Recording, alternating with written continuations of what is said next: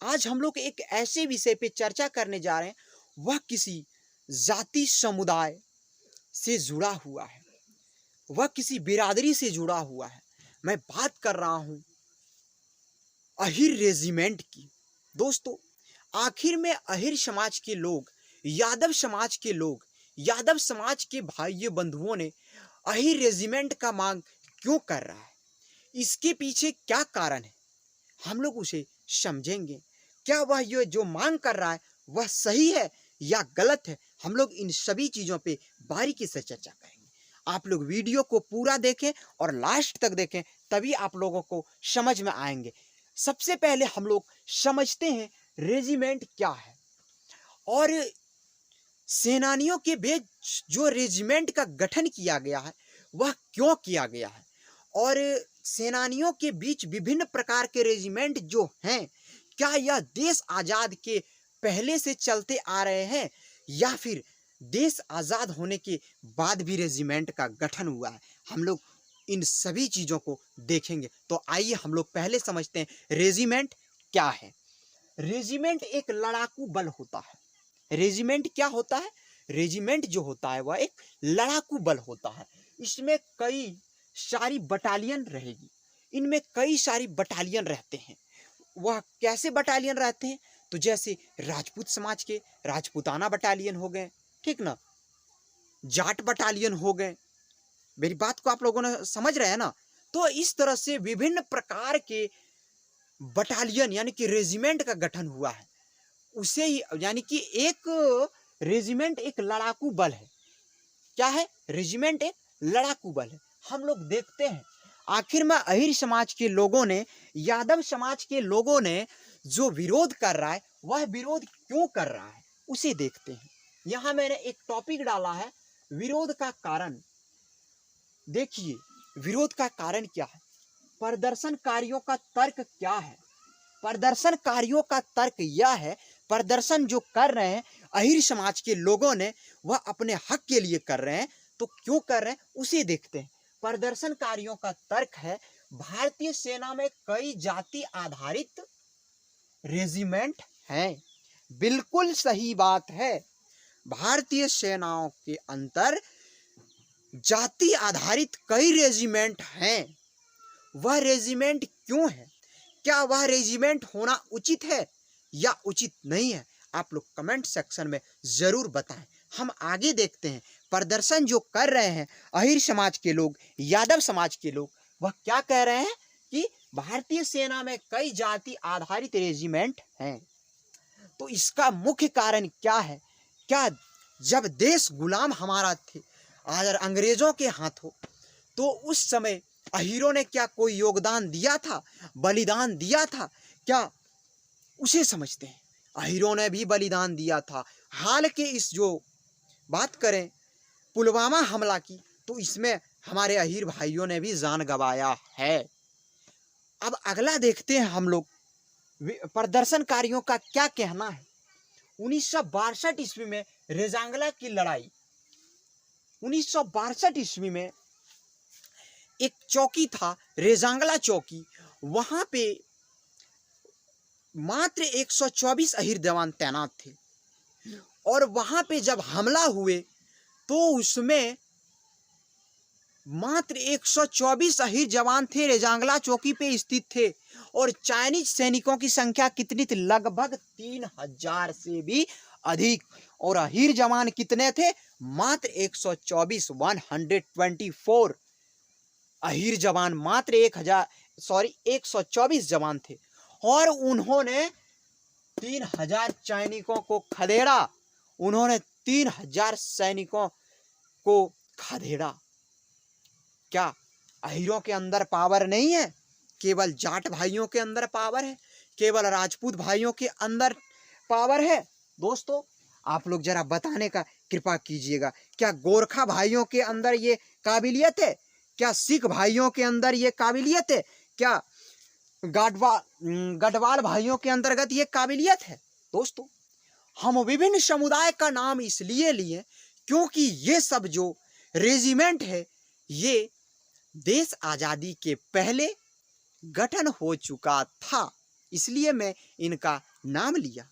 और ये जो बात मैं कर रहा हूँ रेजांगला की, तो इसमें मात्र 124 अहीर जवान थे। अब कह रहा है, और प्रदर्शनकारियों का अगला पॉइंट कहना क्या है, अहीर या यादव रेजिमेंट की मांग जो है उनके सम्मान और अधिकार की लड़ाई है। देखिए 1962 से चलता हुआ जो लड़ाई आ रहा है, हम लोग उसे आज तक नहीं पा सके हैं। दोस्तों आप लोग जरा गौर से सुनिएगा, ये लड़ाई जो है अहीर रेजिमेंट की लड़ाई है, वो अहीरों के, वो यादवों के सम्मान की लड़ाई है। अगला हम लोग देखते हैं कि आखिर में ये रेजिमेंट जो है किसने लाया। अंग्रेज तो हमारे देश से चले गए, लेकिन उन्होंने हिंदुस्तान पाकिस्तान को बंटवा दिया, 2 भागों में विभक्त कर दिया। यहाँ पे जातिवाद फैला के गया है। हम लोग देखते हैं, क्या देखते हैं, भारतीय सेना में रेजिमेंट। आखिर में भारतीय सेना में जो रेजिमेंट आए, यह रेजिमेंट कहाँ से आए और किसने लाया, उसे देखते हैं। आप लोग वीडियो को अंत तक जरूर देखें। कह रहा है भारतीय सेना में रेजिमेंट की उत्पत्ति जो है अंग्रेजों के अधीन औपनिवेशिक युग में ही हुआ था। अंग्रेजों के युग में ही ये रेजिमेंट का गठन हुआ था। अंग्रेजों का काम था फूट डालो और राज करो, लेकिन ये लोग बहुत ही चालाक थे। हमारे देश के भारतीय लोगों को जातिवाद के नाम पे इन्होंने बहुत ज़्यादा लूटा, बहुत ज़्यादा लड़ाया, बहुत ज़्यादा भड़काया, और उन्होंने अपने सेना को मजबूत करने के लिए जातिवाद का सेना का गठन किया, और उसे ही हम लोग अभी रेजिमेंट के नाम से जानते हैं। कहता है कि भारत पर शासन करने के लिए स्थानीय लोगों को जोड़ना, भारत पर जो है शासन करने के लिए उन्होंने स्थानीय लोगों को जोड़ना प्रारंभ किया। तो कैसे जोड़ना प्रारंभ किया, जाति के नाम पे, कि फलना जाति के लोग को ये जो एरिया में छोड़ दिया जाता था कि इस एरिया में राजपूत समाज के लोग रहेंगे, इस एरिया में जाट समाज के लोग रहेंगे, इस एरिया में अलग अलग समाज के लोगों को इसी तरह उन्होंने बांटा और उसे रेजिमेंट का नाम दिया। अगला हम लोग देखते हैं कि इनका और क्या इन्होंने कांड किया। रेजिमेंट को तो यही पापी ने लाया, और आज जो हम सबों को भुगतना पड़ रहा है। हम लोग हिंदुस्तानी हैं, हम लोग क्या है, हिंदुस्तानी है। दोस्तों देखते हैं अगला क्या कह रहा है। प्रत्येक रेजिमेंट में पोशाक परंपरा समारोह रेजिमेंट के माध्यम से उनका एक अलग पहचान होता था। देखिए उनका पोशाक भी अलग कर देता था। जाट भाइयों के लिए अलग ड्रेस, राजपूत भाइयों के लिए अलग ड्रेस, समझ रहे हैं मेरी बातों को, सिख भाइयों के लिए अलग ड्रेस।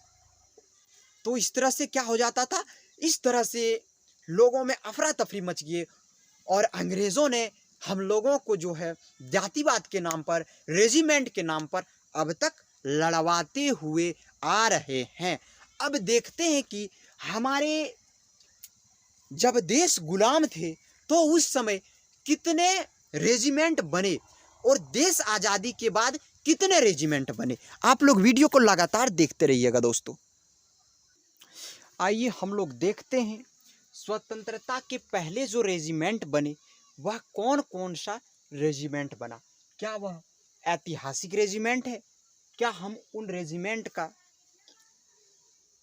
नामकरण मतलब मान्यता लेकर के सेनाओं से, सुप्रीम कोर्ट से मान्यता लेके, क्या हम इन जो रेजिमेंट बने हैं स्वतंत्रता के पहले, इनका नाम में परिवर्तन कर सकते हैं या नहीं कर सकते? हम लोग देखते हैं। आइए, सबसे पहले जो रेजिमेंट बना वह मद्रास रेजिमेंट बना। मैं बात कर रहा हूँ देश जब गुलाम थे, अंग्रेज़ों ने जो रेजिमेंट बनाया, मैं उसकी बात कर रहा हूँ। तो देखते हैं हम लोग स्वतंत्रता के पहले बना रेजिमेंट। तो पहला बना था मद्रास रेजिमेंट। यह कब बना था? तो 1758 में बना था। अगला बना पंजाब रेजिमेंट 1761 में। तीसरा बना मराठा रेजिमेंट 1768 में। फिर बना राजपूताना राइफल्स 1775 में। फिर बना राजपूत रेजिमेंट। फिर कौन सा बना? राजपूत रेजिमेंट 1778 में। उसके बाद बना गोरखा राइफल्स 1815 में। राजपूत रेजिमेंट कब बना? 1778 में। गोरखा राइफल्स कब बना? 1815 में। सिख रेजिमेंट कब बना? 1846 में। सिख रेजिमेंट 1846 में। डोगरा रेजिमेंट 1877 में। और बहुत ही महत्वपूर्ण रेजिमेंट है, वह कौन सा रेजिमेंट है? बिहार रेजिमेंट 1941 में। महार रेजिमेंट 1941 में। आसाम रेजिमेंट 1941 में। अब हम लोग देखते हैं दोस्तों कि स्वतंत्रता के बाद कौन कौन सा रेजिमेंट बना। तो स्वतंत्रता के बाद मात्र 5 रेजिमेंट बने हैं 2013 तक। वह रेजिमेंट पहला है brigades of the guides. Brigades of the guides कब बना? स्वतंत्रता के 1 साल बाद 1948 में। फिर बना लद्दाख स्काउट्स। कब बनाया? 1963 में। लद्दाख स्काउट कब बना? 1963 में। फिर बना नागा रेजिमेंट 1970 में। नागा रेजिमेंट 1970 में।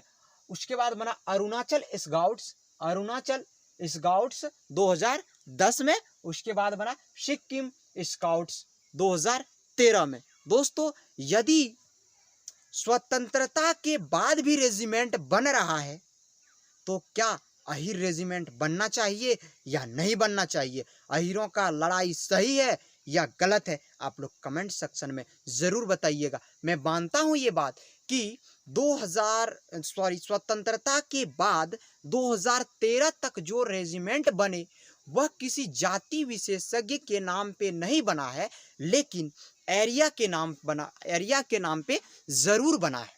तो आप लोग कमेंट सेक्शन में ज़रूर बताइएगा कि आप लोगों को वीडियो कैसा लगा। मेरा मानना है कि एक तरफ से देखा जाए तो ये लड़ाई यादव भाइयों ने सही लड़ रहा है, और एक तरफ से देखा जाए तो वह एक जातिवाद पे आधारित आ रहा है। आप लोगों को कैसा लगा ज़रूर बताइए। जय हिंद, जय भारत।